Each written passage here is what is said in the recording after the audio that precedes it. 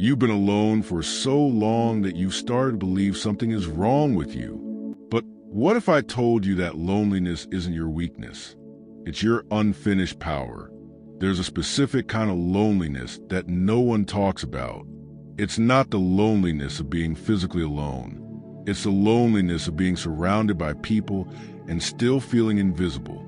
You're at the party, but you're not really there. You're in a conversation, but nothing you say feels real. You smile, you nod, you play the part. But inside, there's a voice whispering, "No one here knows me." And the worst part? You're not even sure you know yourself anymore. You look at your life from the outside, and it looks fine. You have a job, a routine, people who know your name, but none of it feels like yours. It's like you're living someone else's life, going through motions you didn't choose, playing a role you never auditioned for.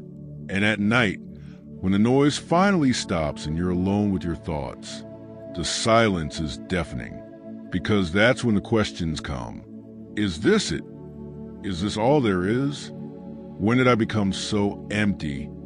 You scroll through your phone, looking at people who seem to have it figured out, people with purpose, with direction, with lives that seem full, and you wonder what's wrong with you, why everyone else seems to be moving forward while you're standing still, why connection comes so easily to others but feels impossible for you. You've tried, you've reached out, you've made plans, you've smiled harder, talked louder, pretended better, but it never lasts, because the loneliness isn't coming from the outside. It's coming from somewhere much deeper, and no amount of people, parties, or distractions can fill it. So you stop trying. You convince yourself you're fine alone, that you don't need anyone, that solitude is a choice, not a sentence. But late at night, when you're staring at the ceiling, you know the truth. You're not choosing to be alone. You're just tired of pretending you're not.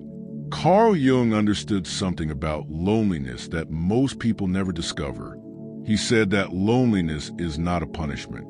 It's an invitation to meet the one person you've been running from your entire life, yourself, not the version of yourself that you show the world, not the persona you've carefully constructed to fit in, to be liked, to be acceptable, but the raw, unfiltered, complicated truth of who you actually are. Jung called this process individuation. It's the journey of becoming whole. And it doesn't happen in the noise of the world. It happens in the silence, in the loneliness, in the moments when you have no choice but to sit with yourself and ask, who am I when no one is watching? Most people never ask that question. They fill every moment with noise, with people, with work, with distractions, with anything that keeps them from having to face themselves. Because facing yourself is terrifying. It means confronting the parts of you that you've been hiding, the parts you were told were too much, too sensitive, too broken, the parts you buried so deep that even you forgot they existed. Jung called this the shadow. It's everything you rejected about yourself. Every emotion you've suppressed, every desire you've denied, every truth you've been too afraid to speak.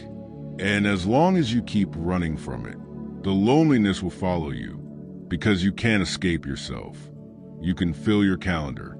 You can surround yourself with people. You can distract yourself until you collapse. But at the end of the day, you're still there, still waiting, still wondering why nothing feels right. And that's because you're not living your life. You're living the life you think you're supposed to live, the one your parents approved of, the one society validated, the one that looks good on paper. But it's not yours, and deep down you know it. That's what the loneliness is trying to tell you. It's not saying you're broken, it's saying you're lost, and the only way out is in. Jung believed that loneliness, when faced consciously, becomes something else entirely. It becomes solitude, and solitude is where transformation happens. Not the forced, motivational kind of transformation, the real kind, the kind that breaks you open so something truer can emerge. Because here's what most people don't understand. You cannot become who you're meant to be while performing for an audience. You cannot discover your truth while wearing a mask. And you cannot heal what you refuse to see. Solitude strips all of that away. It removes the distractions, the validations, the external noise that tells you who to be. And in that silence, you finally hear the voice you've been drowning out.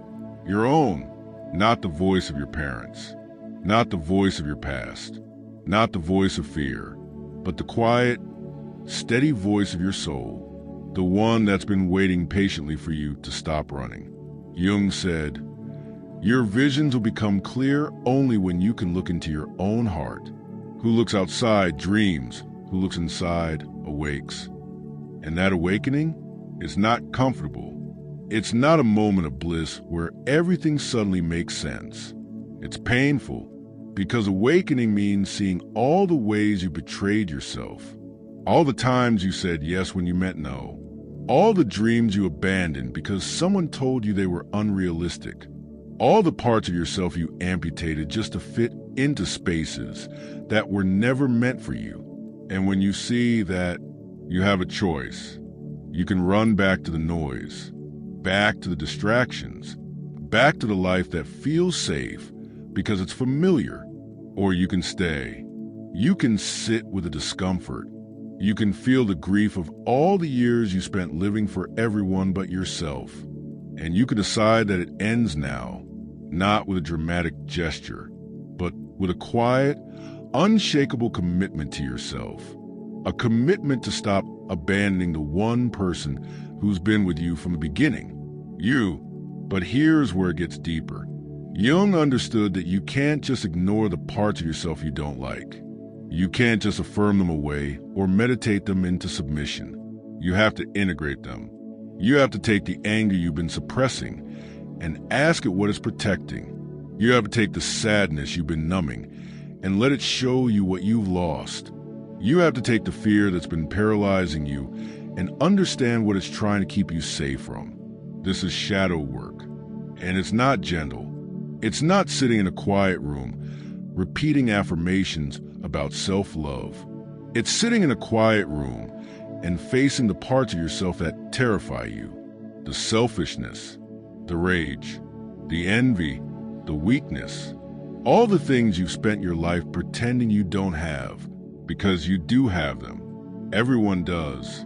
And as long as you keep them locked in the shadow, they control you. They leak out in ways you don't expect. In the passive-aggressive comment, in the self-sabotage, in the relationships you destroy right before they get too close. Jung said, "Until you make the unconscious conscious, it will direct your life and you will call it fate." And for years, you've been calling it fate. You've been saying, "This is just who I am. This is just how things go for me." But it's not fate. It's patterns. Patterns that were carved into you before you even knew they existed. And loneliness is the space where you finally see them. Because when you're alone, you can't blame anyone else anymore. You can't point to your job, your partner, your past, your circumstances. It's just you.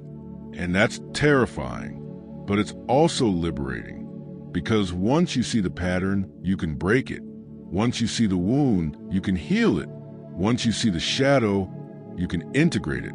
And when you do, something shifts, not in the world, but in you. Jung talked about a process he called the death and rebirth of the self. It's not literal, it's psychological. It's the moment when the old version of you, the one who lived for approval, who performed for acceptance, who betrayed themselves to belong, dies, and something new is born, not a better version of who you were, but the version of you that was always there, buried under layers of conditioning and fear. This is what loneliness has been preparing you for. Not to be alone forever, but to be alone long enough to remember who you are. Because you can't build a real life on a false foundation. You can't create genuine connection when you're still wearing a mask. You can't find your purpose when you're living someone else's dream. And loneliness is a fire that burns all of that away. It's painful. It's isolating.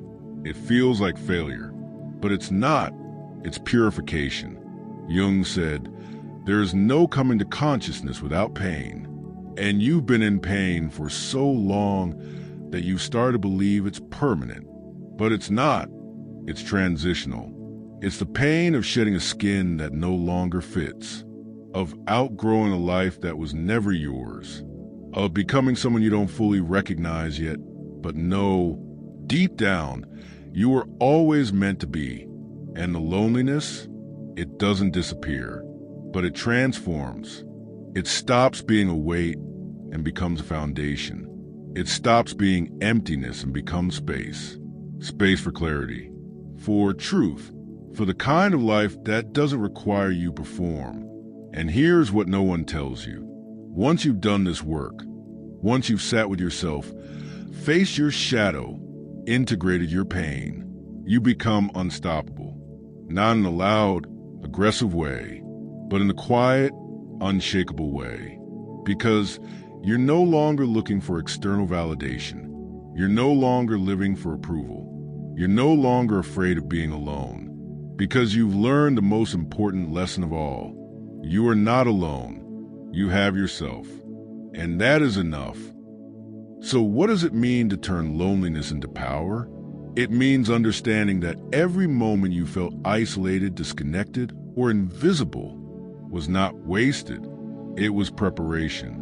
Because the people who change the world are rarely the ones who fit in easily. They're the ones who spent years on the outside, watching, questioning, wondering why they couldn't just be like everyone else. They're the ones who felt too much, thought too deeply, saw too clearly, and they were punished for it. By society, by their families, by themselves. So they learned to hide. They learned to dim their light, soften their voice, shrink their presence. But loneliness has a way of undoing all of that. Because when you're alone long enough, you stop caring about fitting in. You stop performing. You stop pretending. And you start asking the only question that matters. What do I actually want? Not what you were told to want. Not what you think you should want. But what your soul is asking for. And that question changes everything. Because suddenly, the job that looked good on paper doesn't matter. The relationship you were holding on to out of fear doesn't matter. The life you built to impress people who don't even know you doesn't matter. What matters is truth, your truth. And once you have that, you have power. Not power over others. Power over yourself. The power to say no without guilt. The power to walk away from what no longer serves you. The power to build a life that's so aligned with who you are that you don't need anyone's approval to live it. Jung said, "The privilege of a lifetime is to become who you truly are." And loneliness is the price of that privilege. It's the initiation, the test, the question that asks, are you willing to lose everything you thought you needed in order to find everything you actually are? And if you're still here, if you're still watching, then the answer is yes. You've already paid the price. You've already walked through the fire. Now it's time to claim what's on the other side. But here's the part that most people miss. The power you gain from loneliness isn't just for you. It's for everyone you'll meet after. Because once you've done this work, you become a different kind of person. You stop needing people to complete you. You stop using relationships to fill the void. You stop performing to be loved. And that changes the quality of every connection you make. Because you're no longer desperate for approval. You're no longer afraid of rejection. You're no longer clinging to people out of fear of being alone. You're choosing connection from a place of wholeness, not emptiness. And that's rare. Most people spend their entire lives seeking someone to save them from themselves. But you've already done the work of saving yourself. And that makes you magnetic in a way that can't be faked. Not because you're perfect, but because you're real. You're not hiding. You're not pretending. You're not performing. You're just you, and that authenticity is what the world is starving for. Jung understood this. He said, the meeting of two personalities is like the contact of two chemical substances. If there is any reaction, both are transformed. But you can't transform anyone if you haven't first transformed yourself. You can't offer depth if you've never explored your own depths. You can't connect authentically if you're still wearing a mask. And loneliness is what removes the mask. It's what forces you to stop performing and start being. And once you've done that, you don't just find your power, you become it.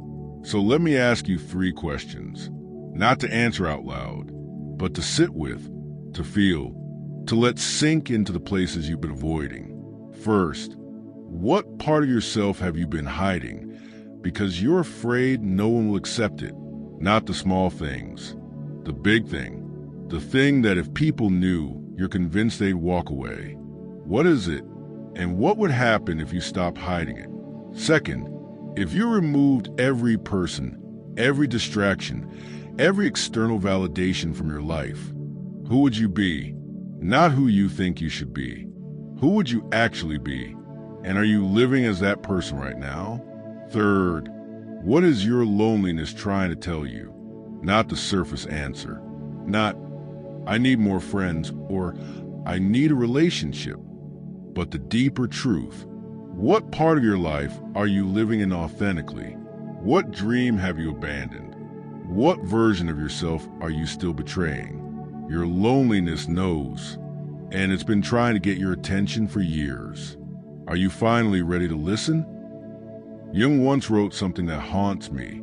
He said, the most terrifying thing is to accept oneself completely. Completely, not the good parts, not the acceptable parts. All of it, the light and the shadow, the strength and the weakness, the beauty and the brokenness.